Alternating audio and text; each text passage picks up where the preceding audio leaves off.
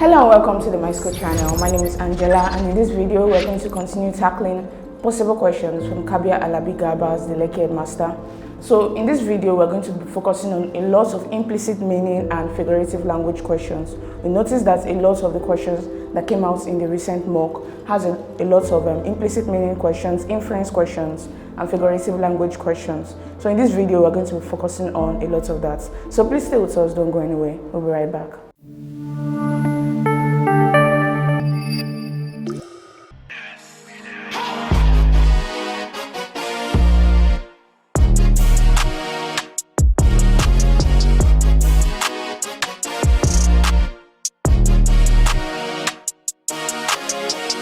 Welcome back to the Myschool channel. In this video, we're going to be focusing on questions 128 to 157. Let's begin with question 128.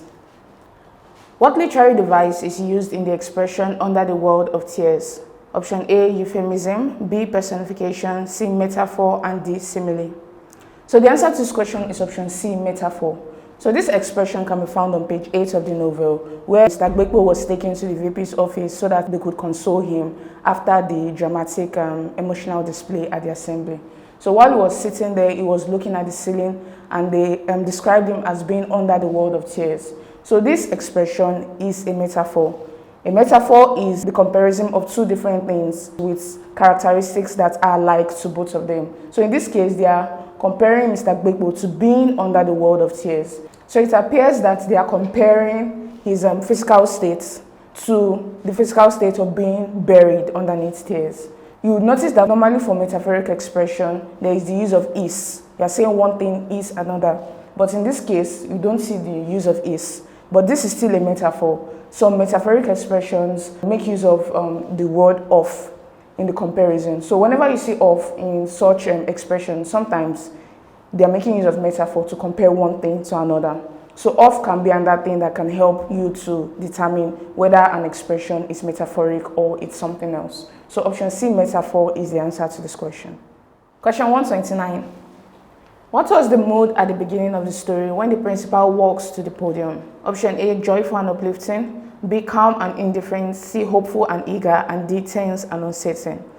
The answer to this question is option D, tense and uncertain, and this can be inferred from the description we have on page 5 of the novel, where they described how the principal walked onto the podium. So they described him as not being his usual self. Normally he had this gait to his walk when he's walking up to the podium, but today he was looking down on the floor as he was walking towards the podium. And also the description of the students as they watched all of this unfold, their perplexed eyes, the heavy silence, the shock from both the staff and the students all suggest that the atmosphere is tense at this moment. It is also uncertain because they do not understand what is going on. The principal is not behaving normally as he used to behave when he's walking up to the podium to address the students. So all of this suggests that the atmosphere at the beginning of the story is tense and uncertain. Option D is the answer to this question. Question 130. When Mr. Audu says the MD is a witch and wizard rolled into one, what figure of speech is this? Option A, personification, B, allusion, C, assonance, and D, metaphor. The answer to this question is option D, metaphor. So metaphor is once again used in this expression. So when you see the use of is to compare one thing to another, metaphor is being used there. There is a direct comparison of the MD to a witch and wizard rolled into one. So the use of metaphor is apparent in this line. Option D is the answer to this question. Question 131. You could see a rock carrying 3 other rocks on its head. What literary technique is being used? Option A, irony, B, simile, C, hyperbole, and D, personification. So the answer to this question is option D, personification. So personification is the use of human qualities to describe inanimate objects. So on page 7 of the text, this expression is used by Ikenna when he was giving a speech about the acrobatic just landscape.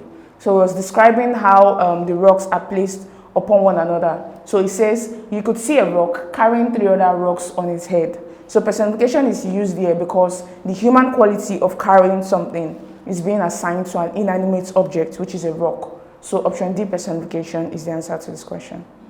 Question 132. What attitude do most teachers display towards Gbekpo's reluctance to relocate? Option A, empathy and support, B, criticism and dismissiveness, C, respect and admiration, and D, indifference. So the answer to this question is option B, criticism and dismissiveness. And we can find this on page 10 and 11 of the novel. On page 10 of the novel, we discover how the teachers find it funny that Mr. Gbekpo is missing such a golden opportunity to relocate abroad. So this is dismissiveness on their part. They are dismissing his reluctance to relocate abroad.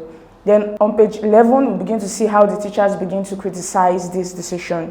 They talked about how it is more profitable to move abroad than to stay in the country.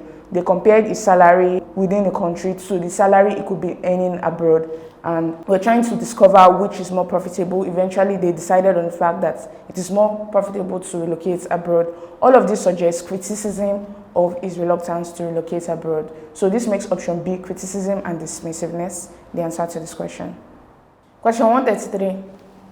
Why did the students expect comments from the principal after Ikenna's speech? Option A, it was standard procedure at Stardom schools.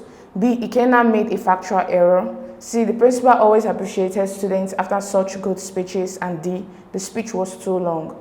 So the answer to this question is option C, the principal always appreciated students after such good speeches. And we can find this information on page 7 to 8 of the novel, where they describe what happened after Ikenna's speech. So as the principal was walking up to the podium, the student expected that the principal was going to come out to praise Ikenna for his speech and explain how this is a good example of the kind of good education that is given at Stardom schools. They also expected him to make comments on some things that Ikenna may not have articulated so well. So all of this suggests that the students were expecting comments from the principal after Ikenna's speech because they always expected the principal to appreciate the students after such good speeches. So it may feel like option A, it was standard procedure at Stardom schools, is the answer to this question. But please note that the principal commenting on these good speeches is not a standard procedure at Stardom schools. It is something the principal does of his own volition. He's the one who chooses to offer such comments, such praises to students who offer good speeches. So it is an expectation from the principal. It is not something that is regularly done at Stardom schools. It's not a procedure that is part of the routine in Stardom schools. So option C, the principal always appreciated students after such good speeches, is the answer to this question. Question 134. Why is just described as acrobatic in Ikenna's speech? Option A, because of the just native dancers. B, because of its terrain and rock formations. C, because the people perform circus tricks. And D, because students went rock climbing. So the answer to this question is option B, because of its terrain and rock formations. So Ikenna was describing the just terrain as acrobatic because of the way the rocks were stacked against one another. So sometimes you see a rock carrying another big rock, a rock that is big enough to give birth to the small rock on this just landscape. Sometimes you see a rock confidently carrying three other rocks on its head. All of this description suggests that the landscape is acrobatic. We understand what acrobats do when they dance. Sometimes a small acrobat might be carrying another big acrobat on their head, and they always maneuver around each other. So it's trying to compare such acrobatic display to how the rocks are stacked against one another. So option B, because of its terrain and rock formations, is the answer to this question. Question 135. What figure of speech is used in "The microphone dropped on the floor, sending a vexatious clatter out of the twin sound boxes"? Option A, onomatopoeia. B, simile. C, irony. And D, personification. So the answer to this question is option A, onomatopoeia. Onomatopoeia is a figure of speech that makes use of a word that imitates the sound of what it represents. So in this case, the use of the word clatter, vexatious clatter, the use of the word clatter suggests that that word helps to imitate the sound that it makes. So the microphone, when it drops on the floor, it makes a clatter. So that's the kind of sound you hear when a microphone drops on the floor. So it sounds like a clatter. So that's the reason why onomatopoeia is used in this expression. So this makes option A the answer to this question. Do you know you can take practice questions with our simulated JAMB CBT past question? All you need to do is to go down to the link in the description below. This takes you to the Myschool website where you can download the Myschool mobile app for your Android devices and the Myschool software for your laptops and computers. Please go ahead and start practicing. Now on to question 136. The overall tone of the story can be described as A, joyful, B, reflective, C, mysterious, and D, suspenseful. So the answer to this question is option B, reflective. So reflectiveness is the overall tone of the story.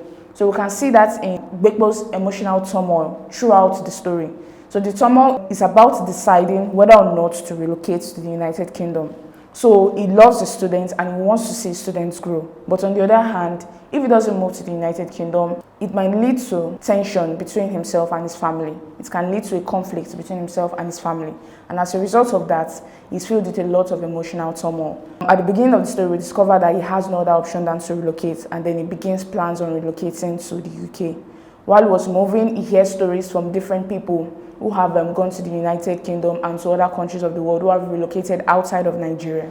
And you hear a lot of successful and unsuccessful stories. So this again also informs his decision at the end of the day. He begins to wonder whether actually relocating abroad might be a fruitful venture. So the migration tales also helps him to reflect further on the issue at hand. Then also when he visits the Badagry Heritage Slave Museum, he begins to see images of the transatlantic slave trade, how the blacks were treated by the whites when they were colonizing us at the time. So all of this also further helps him to reflect on the issue. He begins to discover that there is a parallel between what was happening then and what is happening now. Because what is happening now is a form of modern slavery, where people choose to willingly leave their land, their homeland, to other countries to become slaves to their masters. So all of this suggests that we are undergoing some form of modern slavery in this contemporary time. So again, this helps to further inform his reflection. Then when he eventually goes to the airport, while he was at the airport waiting for his flights, he slips into a dream, and then he begins to remember everything that he saw at the Badagry Slave Trade Museum. And again, he's haunted by all of these images. And at the end of the day, he discovers that it's important to continue to stay in the country and to nurture his students rather than to go abroad and become a modern slave. So all of this suggests that the overall tone of the story is reflective. It may feel like it's suspenseful, but please note that suspense only occurred in chapter 1 of the novel, when Mr. Gbekpo eventually slipped into emotional turmoil in the morning assembly. We did not know why he did that. So throughout chapter 1, we were wondering what was the reason Mr. Gbekpo was crying in front of his students. But it's eventually in chapter 2 that we discover that the reason he was crying is because he was not willing to relocate abroad, but he was forced to do so anyway. So there was suspense in chapter 1, but it's not the overall tone of the story. There is no suspense after that. So reflective option B is the answer to this question. I believe you're enjoying this content. If yes, please don't forget to hit the like button, click on the subscribe button, and lastly tap on the notification bell to get informed as soon as we release the next videos. Question 137. Why did Mr. Gbekpo finally decide to leave Nigeria? Option A, to pursue further education. B, due to unresolved conflicts. C, to reunite with his family and avoid marital collapse. And D, to escape insecurity.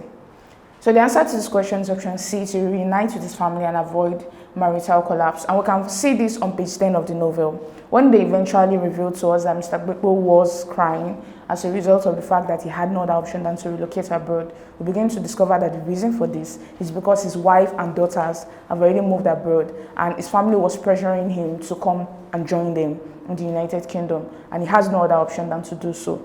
So Mr. Gbekpo finally decided to leave Nigeria to reunite with his family and avoid marital collapse. Although we know that at the end of the story, he chooses not to go abroad.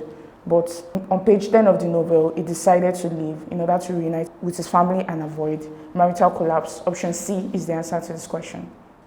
Question 138. What was unique about Gbekpo's initial job interview at Stardom? Option A, it was done over the phone. B, he tested in mathematics. C, he was interviewed by the founder. And D, he had to bribe the MD's father. So the answer to this question is option C, he was interviewed by the founder. So we can find this information on page 56 of the novel, where the MD was giving a speech, a farewell speech, at Gbekpo's farewell ceremony. So she was talking about Gbekpo's journey throughout the 24 years of his stay at Stardom schools. And so she begins with how he got into Stardom school, and she tells us how her father, the MD's father, Chief Ajay, interviewed Gbekpo with a one-on-one discussion with him. So this was unlike other people who were interviewed at Stardom schools, who usually faced an interview panel to get the job. But for Mr. Gbekpo, he had to have a one-on-one discussion with the founder of the school. So this makes option C, he was interviewed by the founder, the answer to this question. Question 139. What is the name of the director of B's Way Group of School? Option A, Mr. Ogo, B, Mr. Meko, C, Mr. Oyelano, and D, Mr. Komaiko. The answer to this question is option B, Mr. Meko. So Mr. Egi Meko is the name of the director of B's Way Group of School. So it was the one who laughed off Mr. Gbepo's correction of the name of the school while Mr. Gbepo was working there. So Mr. Gbepo said the name is meant to be B's Way Group of Schools, but Mr. Meko wanted to keep it as B's Way Group of School. So we can find this information on page 34 of the novel. Option B is the answer to this question. Question 140. What shocking behavior did a UK student allegedly exhibit toward a Nigerian teacher according to the novel? Option A, insulting him with "Are you an idiot?" B, spitting on him, C, yelling racial slurs, and D, leaving the classroom without permission. So the answer to this question is option A, insulting him with "Are you an idiot?" And we can find this on page 13 of the novel, where Mr. Gbeko was contemplating whether or not to relocate abroad. And then he recalls a story of a Nigerian who had relocated abroad that he had read somewhere. So this Nigerian relocated abroad to the United Kingdom. And while he entered into the classroom on his first day of teaching, one of the students in the UK insulted him with "Are you an idiot?" But Mr. Gbeko says that this doesn't deter him from relocating abroad because this is an isolated incident, if at all it is true, and so it should not prevent him from relocating abroad. So this makes option A, insulting him with "Are you an idiot?" the answer to this question. Question 141. What gesture impressed Shola when her daughter Betty was hospitalized in the UK? A, she was given free medication. B, her husband was offered a job. C, emergency care arrived in under 5 minutes. And D, they were moved to a private hospital. The answer to this question is option C, emergency care arrived in under 5 minutes. And we can find this on page 17 of the novel, where Shola was relating her experience in the UK with Mr. Gbepo. So she talked about how when one of her children, Betty, was hospitalized in the United Kingdom, 2 ambulances arrived in her house in under 5 minutes. So this shows how fast the emergency response is in the United Kingdom. And when she eventually was taken to the hospital, the doctors took care of her. The doctors were compassionate. And even on her birthday that she celebrated at the hospital, on the daughter's birthday, the doctors and other healthcare staffs offered the girl gifts. So all of this shows that the emergency care in the United Kingdom was very good. So option C, emergency care arrived in under 5 minutes, is the answer to this question. Question 142. What kind of job did Akindele, the older Nigerian migrant, do when he first arrived in the US? Option A, law enforcement. B, clerical work. C, IT consultancy. And D, freight loading. So the answer to this question is option D, freight loading. So freight loading was the first job that Akindele took when he first got into the US. So after freight loading, he took on correctional services. But all of these jobs show how there is a constant grind for Nigerian immigrants who move to the United States. So it's not a bed of roses sometimes. Sometimes it can be the fact that you have to hustle hard in order to survive in the United States. So this is one of the cautionary tales of migration that Mr. Gbepo was told. So option D, freight loading, is the answer to this question. Question 143. What figure of speech is used in the expression "wouldn't have to clean dishes," as folks uncharitably say about washing corpses? Option A, personification. B, euphemism. C, hyperbole. And D, allusion. So the answer to this question is option B, euphemism. So euphemism is the use of a mild expression to replace something that would otherwise be harsh. So it helps to soften the effects of that harsh words. So euphemism is used in this expression, "wouldn't have to clean dishes," as folks uncharitably say about washing corpses. So when the teachers were talking about some of the jobs that people had to take in the United Kingdom, when talking about Gbepo's reluctance to relocate abroad, they talked about how if you have family there and you have stability in the United Kingdom, you may not have to clean dishes in order to be able to survive in the United Kingdom. So this clean dishes is a euphemism for washing corpses. So sometimes some migrants have to do such dirty jobs as washing corpses in order to get money to survive. So this is a euphemism. It helps to hasten that effect of talking about washing corpses. So option B, euphemism, is the answer to this question. Question 144. What city did Shola and her husband settle in within the UK? Option A, London, B, Birmingham, C, Manchester, and D, Aberdeen. So the answer to this question is option C, Manchester. So Manchester is the place that Shola and her husband settled in. Though they work in London, they settled in Manchester. The reason for this is because they could not afford the higher monthly rent rates in London. So in London, you would have to pay up to £1,000 to £1,500 in order to rent an apartment there. But they chose to settle in Manchester, where they rented a 2-bedroom apartment for the price of £650 per month. So option C, Manchester, is the answer to this question. Question 145. What career did Gbekpo's wife Seri practice abroad? Option A, nurse, B, pharmacist, C, lawyer, and D, teacher. The answer to this question is option A, nurse. And this can be found on page 11 of the novel, where the teachers were discussing about Gbekpo's reluctance to move abroad. So they were talking about how she was a nurse in the United Kingdom who was already earning a lot of money that is enough to support Gbekpo when it comes to the United Kingdom. So option A, nurse, is the answer to this question. Do you have a question? Please feel free to ask a question by going down to the link in the description below. This takes you to the Myschool website where you can ask your question and a solution will be provided to you within a short period of time. Now to question 146. Tears trickled out of his eyes. More tears streamed from both eyes competitively. Is an example of dash. A, simile, B, metaphor, C, hyperbole, and D, personification. So the answer to this question is option D, personification.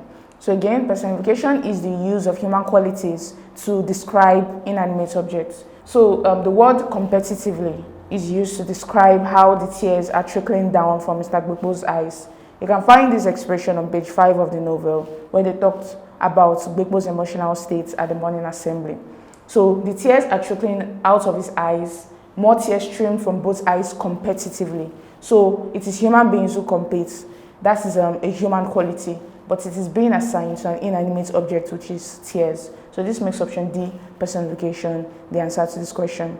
Do you have a better explanation or solution to any of these questions? If you do, please go down to the comment section below, indicate the question number and the solution you'd like to share. Question 147.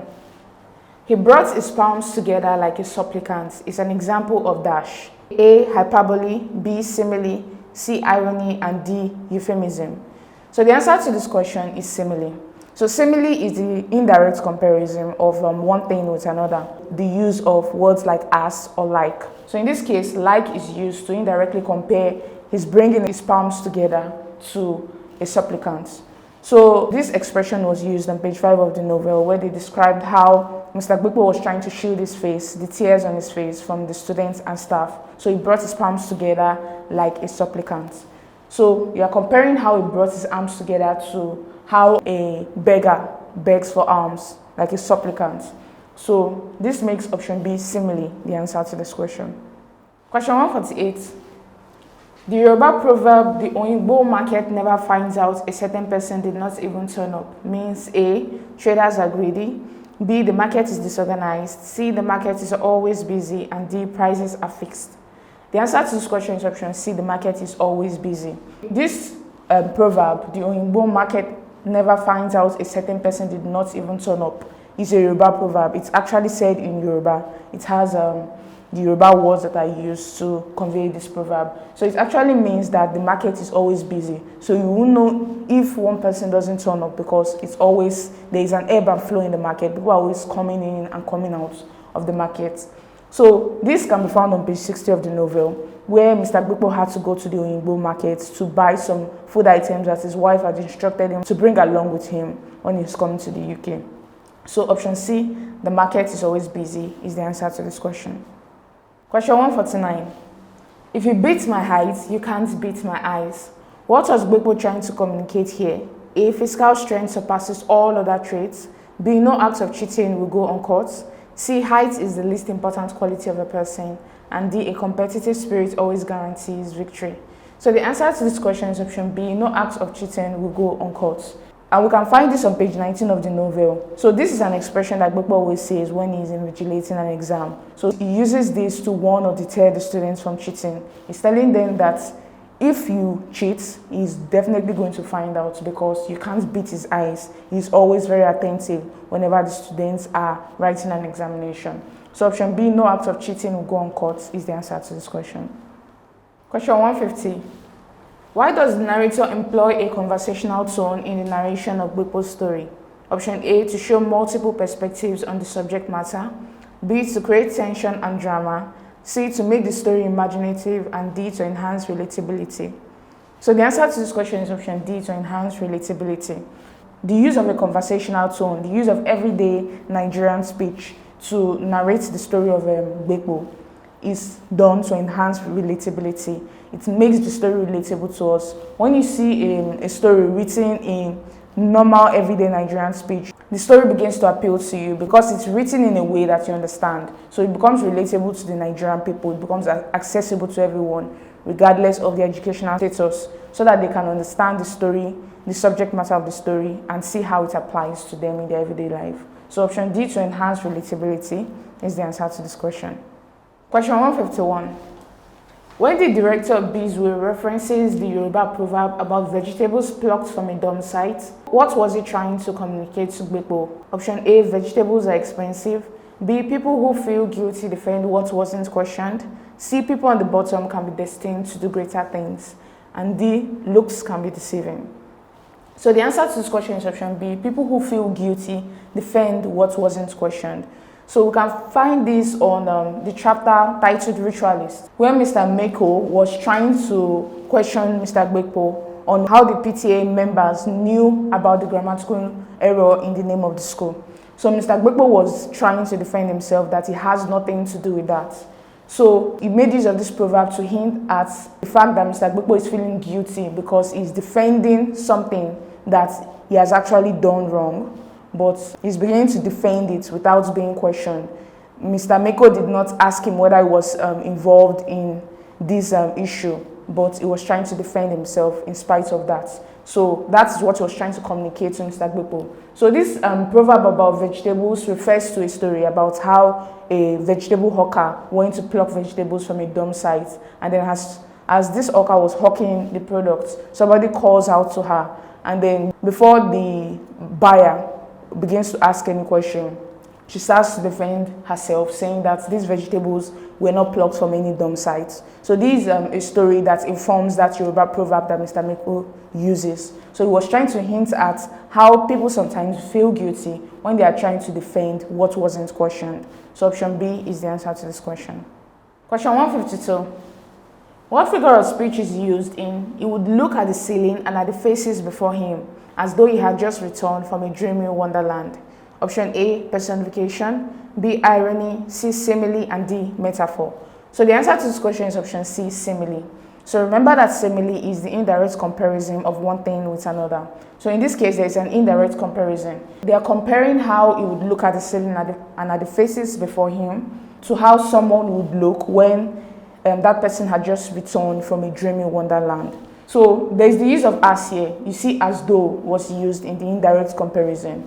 So this is a simile. They are comparing the detachment from reality that Mr. Gbekpo has at that instant to how people who have just returned from a dreamy wonderland usually have a detachment from reality as well. They begin to imagine everything that happened while they were in this wonderland. And so they are detached from reality, just like Mr. Gbekpo is. So that's an indirect comparison. Option C, simile, is the answer to this question.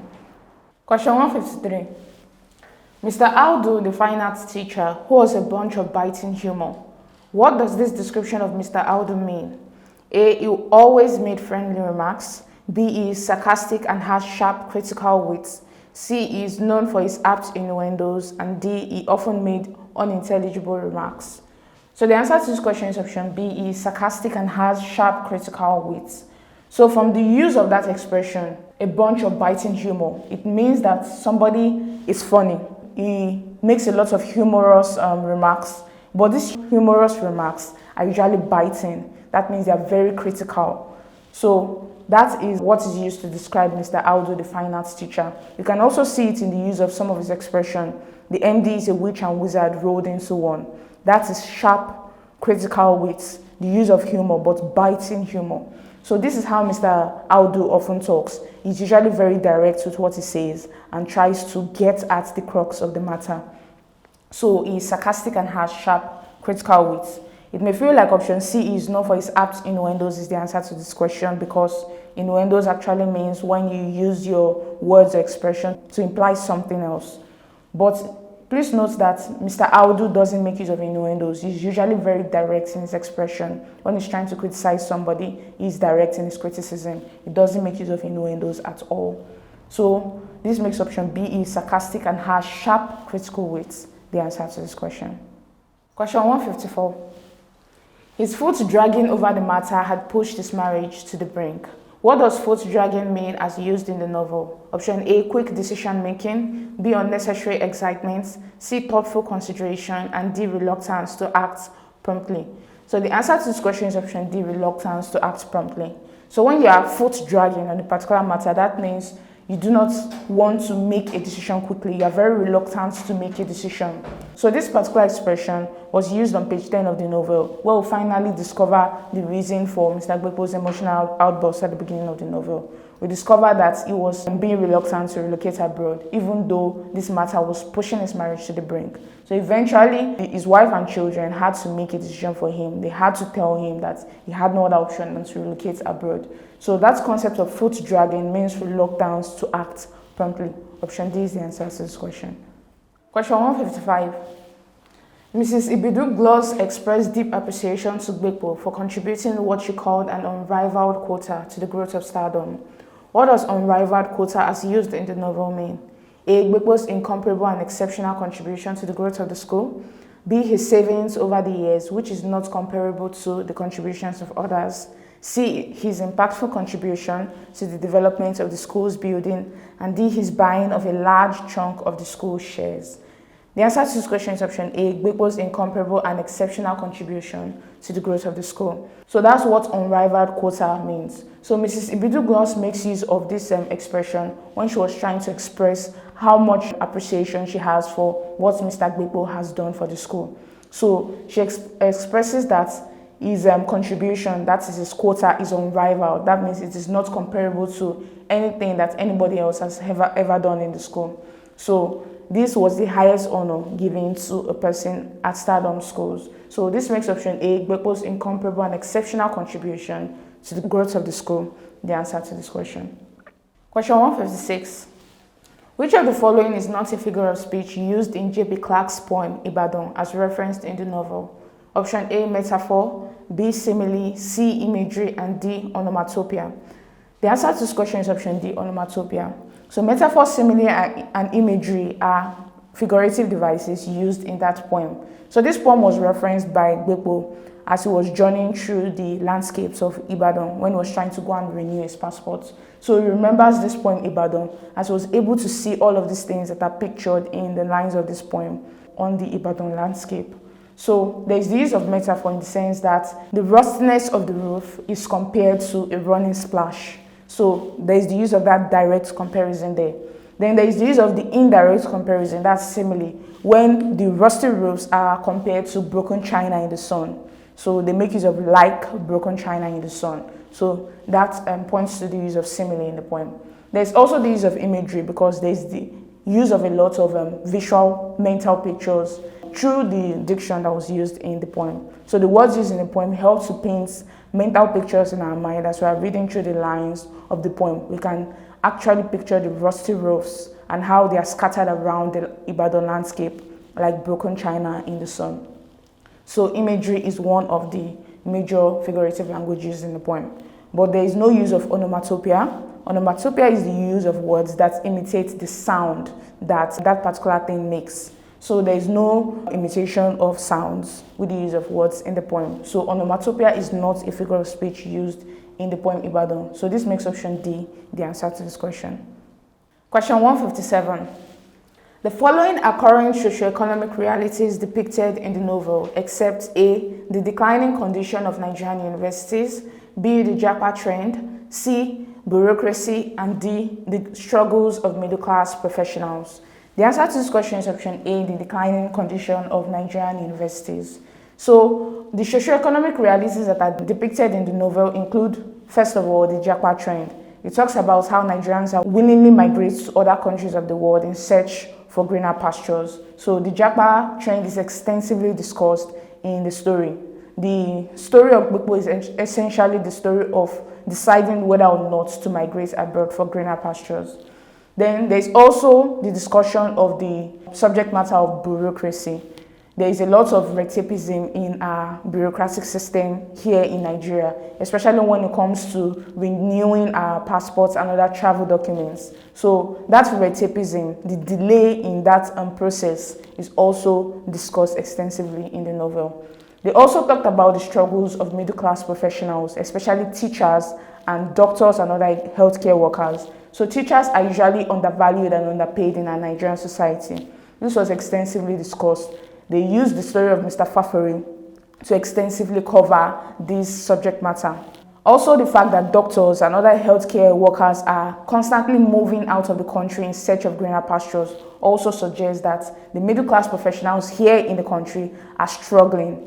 The opportunities that are provided abroad are not provided here in Nigeria. And so this is the reason why most of these middle-class professionals are leaving the country. So all of these things are extensively discussed in the novel, but the declining condition of Nigerian universities is not mentioned in the novel, and this makes option A the answer to this question.